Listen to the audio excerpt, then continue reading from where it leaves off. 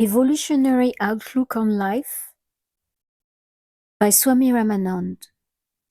Chapter 8. Evil. Adam and Eve tasted the forbidden fruit in the Garden of Eden. So the story goes, explaining the genesis of evil. Adam and Eve are the primal man and woman. Desire is the forbidden fruit. Its tasting is coeval with the birth of self-consciousness. It signifies the birth of good and evil. Man has a sense of right and wrong. He can discriminate and choose. The animal cannot. Man is held responsible for what he does. He is crowned with a free will. The crown is a crown indeed, though of thorns. He is above the animals. He is not driven helplessly on by the evolutionary force. He has the privilege to share in the making of his own destiny. The birth of desire is his coronation to manhood. It is a great event in the history of a man's evolution. It is his initiation into the path of self-conscious endeavor in evolution. Desire stimulates the lower emotions, anger, fear, sex, etc.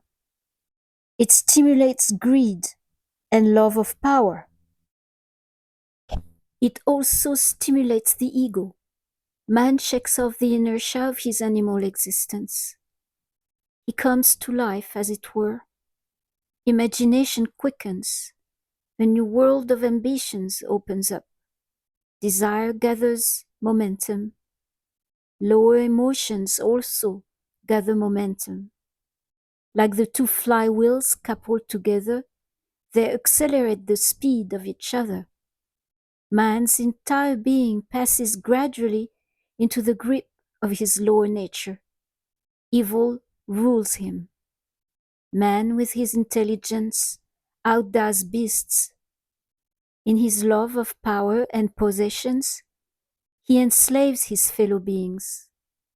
He walks a dreaded tyrant, an acclaimed aggressor in the society, a curse to humanity. But all that is lower is self-destroying. It contains a self-contradiction, or else it could not be outgrown. How could it be got rid of otherwise? What urge will be there to outgrow evil? Evil brings suffering. It brings a reaction from without. Man's own evil deeds hit him back. He awakens to a consciousness of himself, a deeper and finer consciousness. Suffering drives him to thought and sympathy. He knows that evil is wrong. He understands that evil is to be transcended. This makes him ready for the onward journey. Evil, by contrast, helps the growth of good. Good presumes the existence of evil. Evil is known and transcended because of good. They are the necessary counterparts of our mental consciousness. Evil is necessary in human evolution. This is clear from the above. But does it mean that one should pursue it because it is necessary? No, not at all. One who has grown in discrimination is already above the necessity of evil.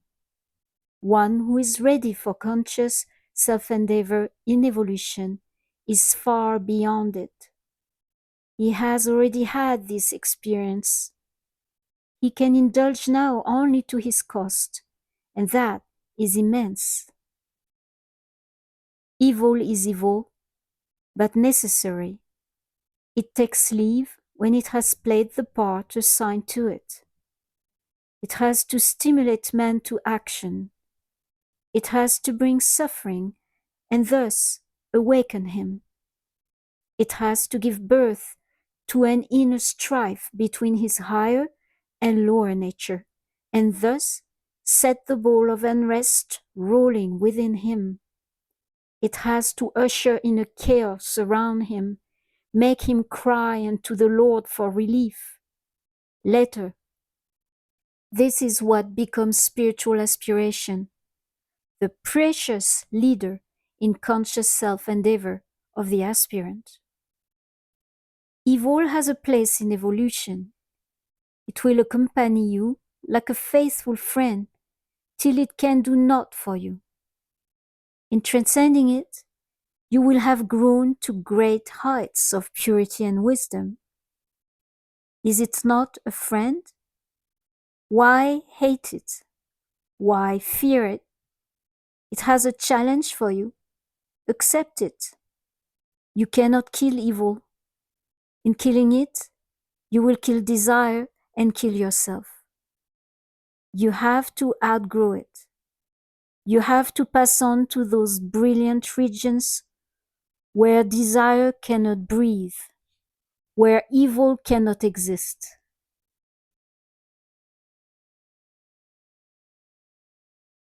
There is no other way. What a boon is evil unto man for his spiritual growth. Can't you see the Divine Mother's grace in it? You cannot get rid of evil all at once. There is a stage when man does not know the evil that is in him. Later, he grows conscious of it and wants to be free from it, but cannot do so. There is a constant tug of war between his higher and lower nature. Now the lower has the upper hand, and now the higher. The roots of evil lie deep in man. It takes much time before one can be rid of it. Time and again will the evil tendencies return before they quit finally. Sudden disappearance means a suppression. The evil tendencies have to be exhausted in the physical or the superphysical before one can be absolutely clean. Therefore, you should have to put up with evil for long in your evolutionary journey. Be not disappointed to see evil lurking in you. Be not impatient to root it out at once. That will merely bring on frustration. Have faith that evil will go. It cannot stay. That is its definite predetermined future. Look ahead. Try to grow as fast as you can. The faster your growth, the quicker will you pass beyond the sphere of evil. Then will evil have left you forever. You need not go out of your way to strike at evil. Go ahead. Let it die its own death. That is the right attitude towards evil. When you see it in others, do not hate it. Remember that you also suffer from the same disease. It is a necessity of evolution. Besides, who knows how much more of evil lies hidden in you, which you do not see today?